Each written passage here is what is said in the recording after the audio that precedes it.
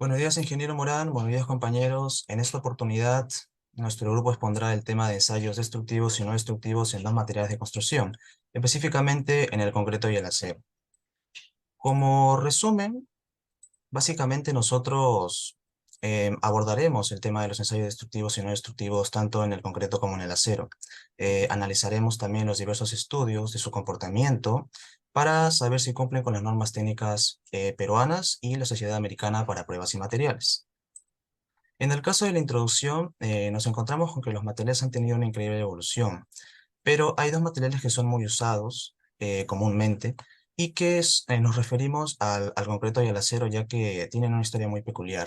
Referente al acero, lo que podemos decir es de que se utiliza mucho en infraestructura energética, ya sea en comportamiento y tratamiento de aguas, como en aeropuertos, etcétera. En el caso del concreto, lo utilizamos mucho y lo podemos observar, ¿no? En edificios, en carreteras, etcétera. Ahora, referente a los ensayos destructivos y no destructivos, lo que podemos decir es de que son estudios que se realizan a cualquier tipo de material sin excepción para saber su utilización y si cumple con los requerimientos establecidos. Esto ayuda mucho a que las construcciones, ayuda mucho a detectar anomalías o peligros en diversas construcciones, para que los ingenieros y constructores puedan llevar una obra con total seguridad. Ahora, en los antecedentes, si nos vamos 3000 años antes de Cristo, nos vamos a encontrar con la evolución total y los primeros materiales de construcción que vieron en el mundo. Uno de ellos es la madera, por ejemplo. Pero referente al concreto y al acero, su historia es peculiar, ya que en la antigua Grecia, 500 años antes de Cristo, se da el primer hormigón, ¿no? El concreto se le conoce también como hormigón, a base de compuestos, de mezcla de compuestos.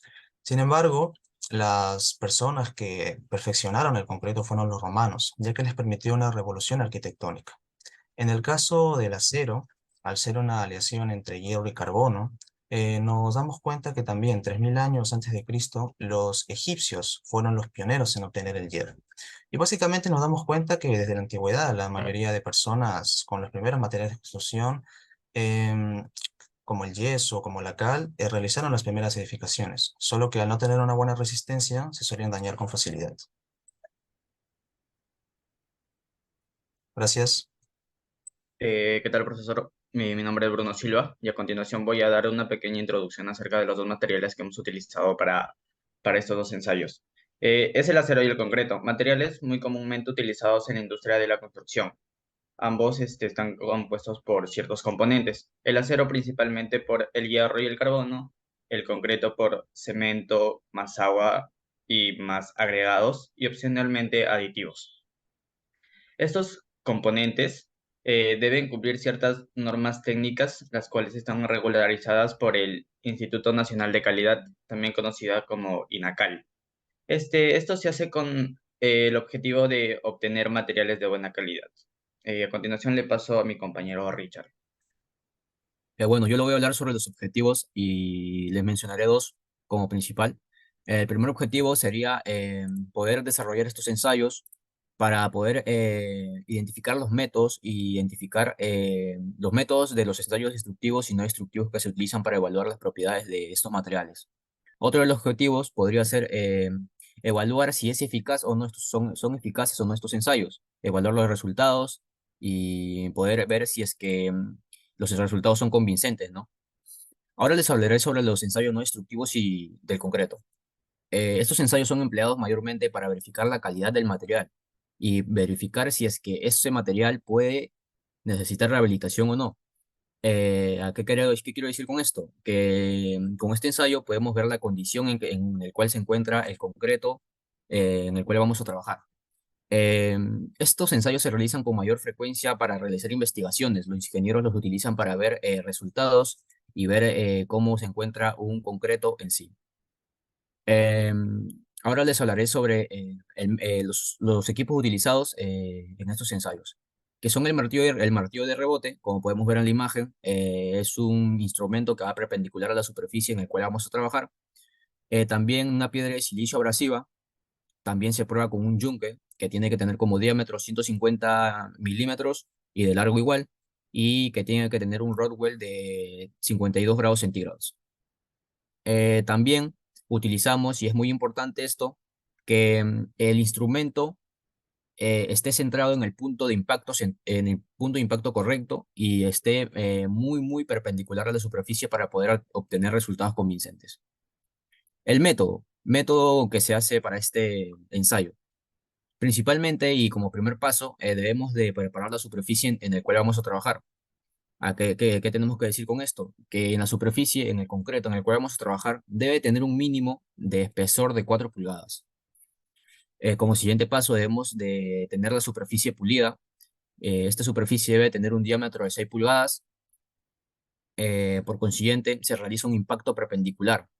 Para esto debemos de tener en consideración que el martillo de rebote debe, para cada impacto, debe tener una distancia mínima de 2,5 centímetros. Y por último, ya para finalizar, debemos de contabilizar el número de rebotes. Con este número vamos a poder observar y tener una conclusión si es que el concreto es o no apto para el proyecto o si necesita o no una rehabilitación o una mejora. Le paso a mi compañero.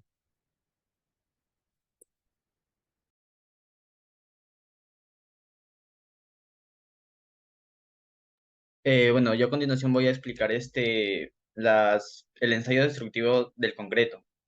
Existen hemos averiguado principalmente cuatro.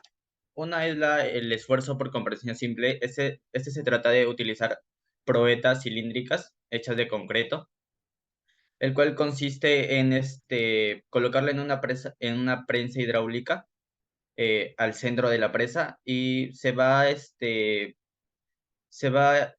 aplicando una carga de manera continua y con una velocidad constante, ¿no? Hasta llegar al punto de ruptura, registrando la carga máxima que la probeta ha soportado hasta la ruptura. El siguiente es la resistencia a la tensión por fricción. En este caso se hace uso de probetas prismáticas de concreto, y esta consiste en, igualmente, colocarla en el dispositivo de tensión por flexión. Esta consta de una mordaza fija y la otra móvil, y se procede a medir la carga mientras se aplica el desplazamiento de la mordaza móvil. La otra es la resistencia a la tracción. Igual, en este caso se utiliza probetas cilíndricas y se va aplicando una carga de tipo axial, que quiere decir que es una carga de manera longitudinal al cuerpo. Y se va aplicando una carga de manera lenta hasta llegar a la ruptura y se registra la, lo que ha podido soportar esta probeta, ¿no? Resistencia al corte. Como su mismo nombre lo explica, es la resistencia en la que el concreto, que es la probeta de tipo cilíndrica igual, tiene la capacidad de resistir al corte y vamos en el ensayo vamos registrando dichos datos. A continuación le paso a mi compañero Christopher. Bueno, yo hablaré sobre los ensayos no destructivos del acero, como 5 de ellos que hemos investigado. Primero es inspección visual o visual testing. La inspección visual es el primer paso comúnmente realizado en ensayos y evaluaciones. Se basa en normas de fabricación y requiere personal con conocimiento. Se utiliza para visión humana y a veces se emplean dispositivos para mejorar la perspectiva visual. También líquidos penetrantes. El ensayo de líquidos penetrantes se utiliza para detectar anomalías en materiales no porosos como el acero. Se aplica en la superficie del material, evitando sustancias endógenas. Se recomienda el uso de un aerosol de baja rigidez superficial para penetrar en el material. También partículas magnéticas. En el ensayo de partículas magnéticas se utiliza para detectar anomalías magnéticas como grietas o fisuras en el material. La radiografía es un ensayo utilizado para evaluar el volumen del acero y detectar discontinuidades internas en las muestras. Se realiza utilizando un equipo que emite radiaciones a través de ondas electromagnéticas. Y el ultrasonido es el ensayo menos común porque su costo es muy alto y la dificultad es de su uso.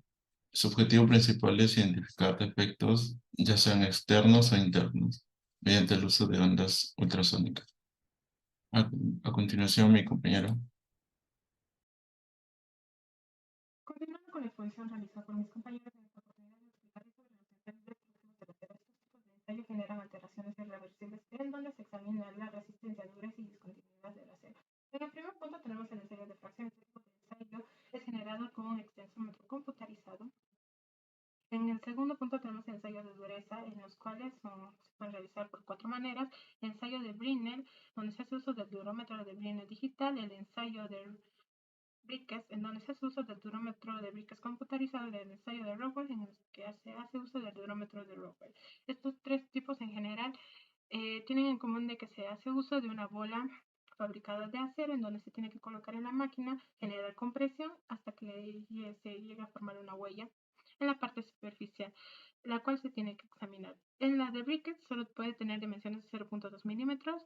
En la de Rockwell da datos no tan precisos, además de que no se necesita fórmula. El ensayo de Short consiste en que un martillo un mini martillo golpea una probeta y se tiene que calcular la altura de rebote. Se hace uso de un endoscopio. Luego tenemos el ensayo de impacto, en donde un péndulo golpea la probeta. Si en caso se rompe, quiere decir que tiene estructuras cristalinas. Si se dobla, es porque es dúctil.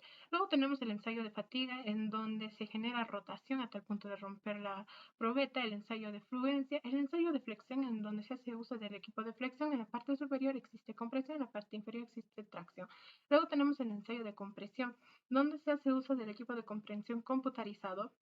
No es recomendable porque las máquinas son de alto costo y además las dimensiones de la probeta tienen que ser pequeñas. En conclusión, podemos decir que los materiales usados